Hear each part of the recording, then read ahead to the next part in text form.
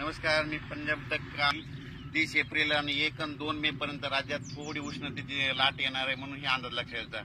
44-45 अंशापर्यंत राज्यातला पारा जाणार आहे म्हणून हे अंदाज लक्षात येतात. पण राज्यातल्या सर्व शेतकऱ्याचा कांदा काढणे चालू आहे म्हणून त्यांना सांगू इच्छितो, तुम्ही काय करा, मेच्या पहिल्या आठवड्यात अवकाळी पाऊस येणार आहे. म्हणजे सर्व दूर नाही पडणार, तुरळक ठिकाणी पडणार आहे. म्हणून तुम्ही काय करा, तुम्ही तुमच्या कांद्याची काळजी घ्या, कारण की मेच्या पहिल्या आठवड्यात राज्यामध्ये अवकाळी पावसाचं संकट असणार आहे म्हणून हे अंदाज लक्षात येतात.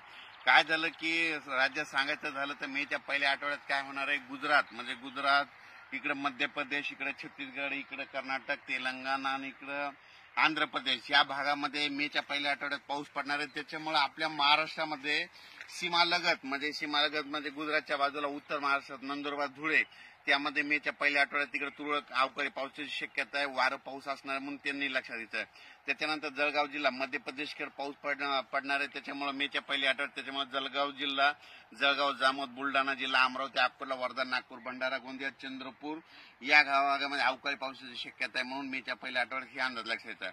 त्याच्यानंतर तेलंगणात देखील अवकाळी पाऊस पडणार आहे मेच्या पहिल्या आठवड्यात. त्याच्यामुळे तेलंगणाच्या सीमालगत नांदेड, धर्माबाद, त्याच्यानंतर नायगाव, नरसी या भागामध्ये, त्याच्यानंतर देगलूर, सगरोळे या भागामध्ये अवकाळी पावसाची शक्यता आहे म्हणून त्यांनी देखील लक्षात येतं. त्याच्यानंतर कर्नाटक भागामध्ये अवकाळी पाऊस असल्यामुळे त्याच्यामुळे सातारा, सांगली, सोलापूर, धाराशिव, त्याच्यानंतर लातूर जिल्हा, परभणी जिल्हा, बीड जिल्हा, हिंगोली जिल्हा